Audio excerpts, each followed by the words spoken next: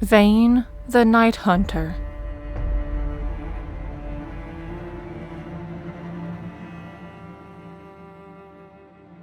Shauna Vayne is a deadly, remorseless monster hunter who has pledged her life to finding and killing the demon who murdered her family. Armed with her wrist-mounted crossbows and a heart full of vengeance, Vayne is only truly happy when she's slaying practitioners or creations of the dark arts. As the only child to a wealthy Demacian couple, Vayne enjoyed an upbringing of privilege. She spent most of her childhood indulged in solitary pursuits, reading, learning music, and avidly collecting the various insects found on their manor's grounds.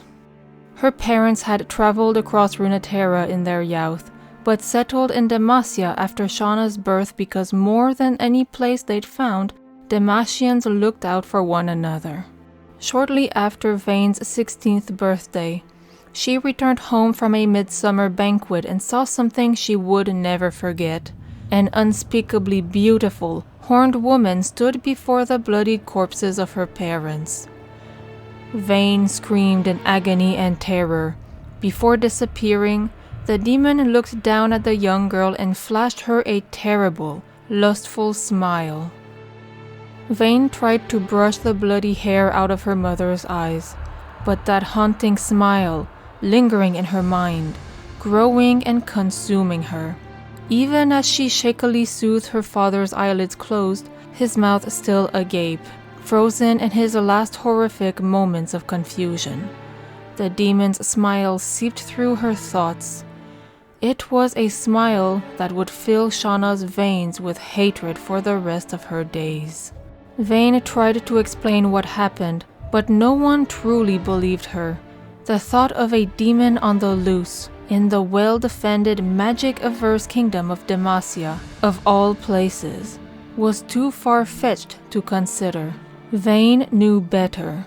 She knew from the demon's smile the enchantress would strike again. Even Demacia's tall walls couldn't keep dark magic from creeping through the cracks. It may disguise itself with subtleties or keep to shadowed corners, but Vayne knew it was there, and she was done being afraid. Vayne had a heart full of hatred and enough coin to outfit a small army. But where she would go, no army dared follow. She needed to learn everything about dark magic, how to track it, how to stop it, how to kill those who practiced it. She needed a teacher. Her parents had told her stories of iceborn warriors who fought against an ice witch in the north. For generations, they had defended themselves from the unknowable forces of the dark minions. This, Vayne knew, would be where she would find her tutor. She evaded her appointed custodian and booked passage on the next ship to the Freljord. Shortly after arriving, Vayne set out in search of a monster hunter. She found one, although not in the way she intended. Traversing a frozen ravine, Vayne was ensnared by a cleverly carved ice trap. After tumbling to the bottom of the jagged, crystalline pit, Vayne stared up to see a ravenous ice troll, lips smacking with anticipation as he gazed upon his catch. His gigantic blue tongue fell limp as a spear whistled through the air, pierced the troll's skull and planted itself deep in its brain. The giant toppled into the pit and Vayne rolled aside just in time to escape being crushed. A sticky pool of drool and blood collected at her boots. Vayne's savior was a grizzled, middle-aged woman named Frey. She bandaged Vayne's wounds as they clung to the warmth of the campfire that struggled to stay ablaze in the frigid canyon. Frey told Vayne of her life's work spent fighting the Ice Witch's minions who had murdered her children. Vayne implored the woman to take her on as a student and teach her to track the dark creatures of the world. But the Freljordian had no interest. Vayne stank of privilege and money, neither of which kept your teeth gritted or your blade sharp through the grueling perseverance of a fight. Vayne couldn't accept Frey's answer and challenged her to a duel. If she won, Frey would train her. If she lost, she'd offer herself as bait to the Ice Witch's minions, so Frey could ambush them. Vayne had no reason to think she'd win. Her training amounted to a single afternoon of studying fencing before she wearied of trying to fight, with one hand behind her back. But she refused to back down.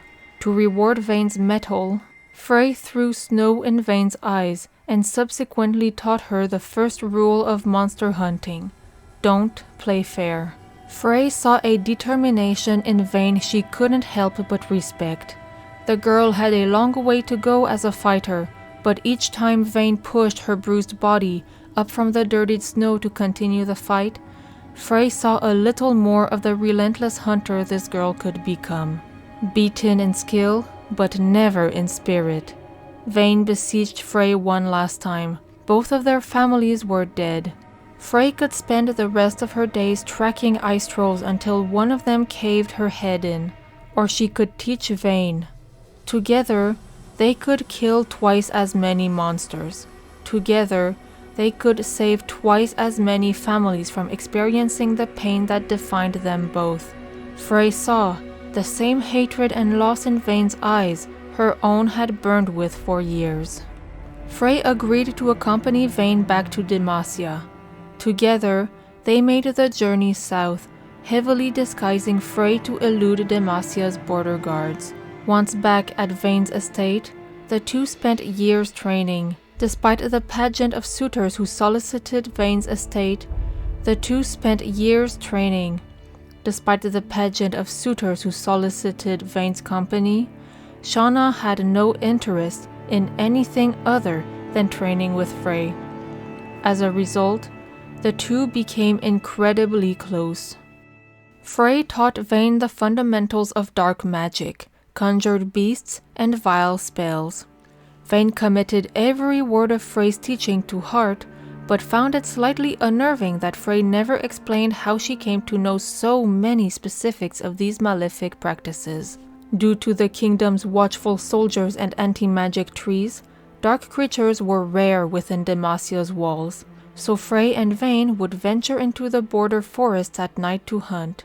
Vayne earned her first kill, a bloodthirsty creature who preyed on traveling merchants, at the age of 18. Soaked in the creature's viscera, something awoke within Vayne. Pleasure. The hot flush of vengeance and violence raced through her blood, and she relished the sensation. Vayne and Frey spent several years hunting dark creatures, their respect for one another growing with every kill. One day, Vayne realized that she loved Frey like a mother, but her emotions of familial love were so tangled with pain and tainted with trauma, Vayne fought them as she would any beast out to hurt her. Vayne and Frey traveled Valoran, until tavern tales from Highlands caught their ear, whispering of a demonic horned creature of mesmerizing beauty. According to the stories, the demon had been busy. She'd formed a cult designed to attract worshippers who would do her bidding. People would walk into the hills, never to be heard from again. It was said the cult's high priest had a holy ground near the cliffside, where they'd prepare the demon's sacrificial offerings. Vayne and Frey immediately set off on the hunt. As they journeyed into the hills by cover of night, Vayne found herself distracted. For the first time since their partnership began, she felt worried for Frey. Worried she might lose her mother figure for a second time. Before she could confess her fear, one of the demon's priests lunged from the bush, swinging a mace into Vayne's shoulder. Vayne was badly wounded. Frey had a brief moment of hesitation, but her eyes steeled with certainty as she apologized to her friend and transformed into a monstrous Freljordian wolf. As Vayne watched in shock, Frey, in her animalistic form, tore the priest's tendons from his throat with the swift snap of her mighty jaw. With the priest's body laid strewn at Vayne's feet, Frey retook her human form, yet her eyes betrayed the scared animal within. She explained that after the death of her family, she had become a shaman, inviting the curse upon herself in order to gain the power of changing shape and fight against the Ice Witch. The ritual that gave her these powers involved dark magic, but she made this sacrifice to protect. Vayne put an arrow through Frey's heart without allowing her another syllable. Whatever affection she had felt for Frey evaporated upon discovering her true nature. A tear formed in Frey's eyes as she collapsed, but Vayne didn't notice. Whatever warmth the two had shared died with Frey. For the first time since her parents' death, Vayne smiled.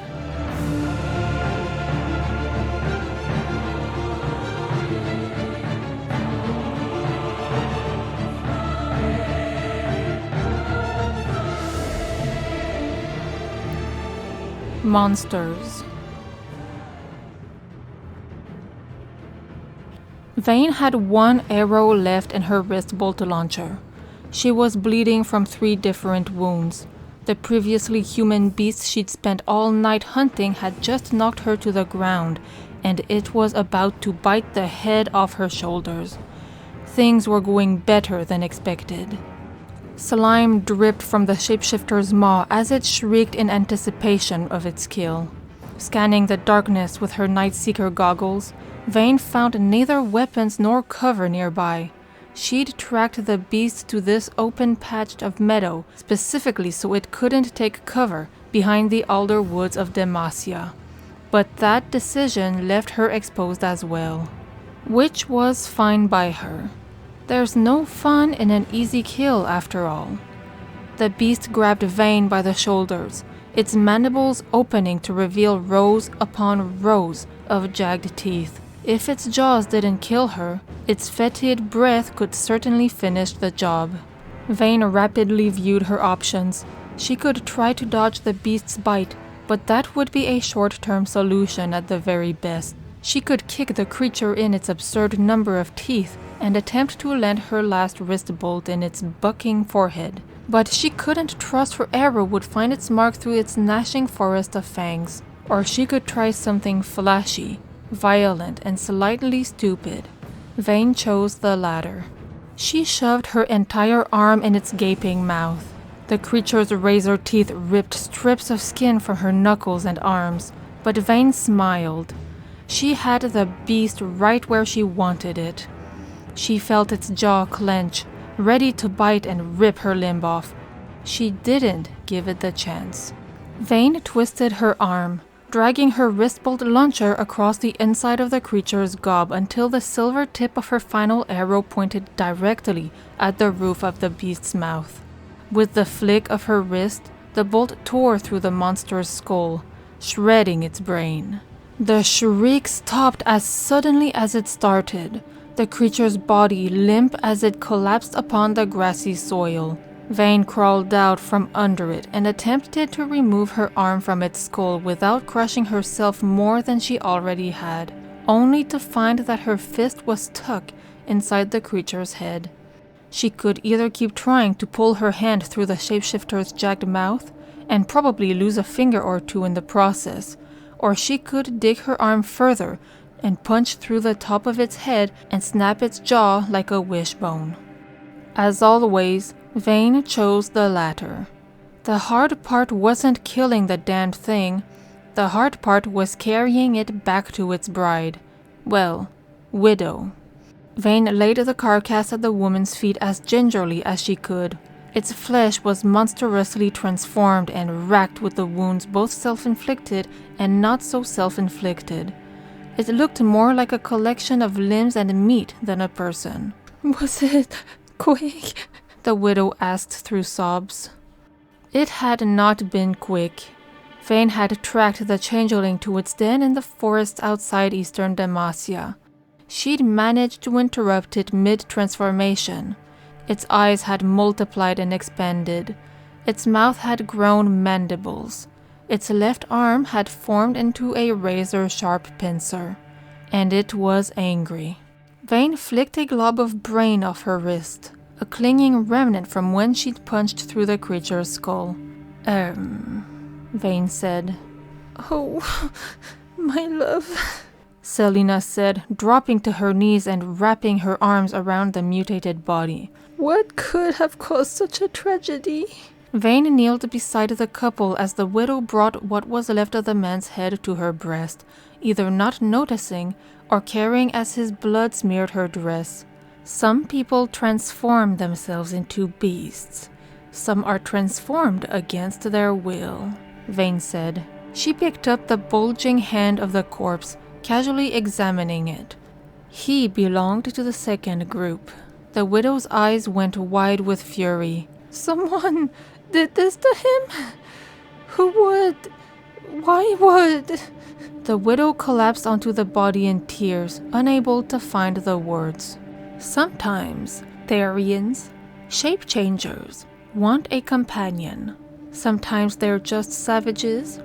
They lash out and bite somebody out of confusion or anger. Others I've met just get bored. They think it's fun, Vayne said, patting the woman's head. But some just need to eat. The widow looked up, sniffing away tears. I don't understand. Vayne gave the widow a pitying smile. They want to eat somebody, but sometimes that somebody gets away, and the thing that tried to eat them accidentally passes on its phage. Then they end up turning too. The widow glared at Vayne. The wrist bolt launcher on Vayne's arm clinked as she brushed the woman's hair out of her tear-filled eyes. The last Therian I killed told me his victims tasted better if they loved him. Something about the juicy flavor they took on while they blushed. Can't even imagine how they must taste while on honeymoon, Vayne mused. The widow stopped crying. Her eyes grew hard. He did love you, you know, said Vayne. The widow tried to stand, but Vayne gripped a fistful on the woman's hair and pulled tight. He must have been shocked after you bit him. People are unpredictable when they're scared, and there's nothing more frightening than being betrayed by someone you love. Vayne flicked her wrist, cocking the wrist bolt launcher on her forearm. So, who turned you? The woman stared back with hatred, her eyes slowly darkening to a deep red. Nobody, she said in a voice like knives scraping across rocks. I am my own design. Vayne smiled. How did you know? The widow asked, sliding her hand behind her back.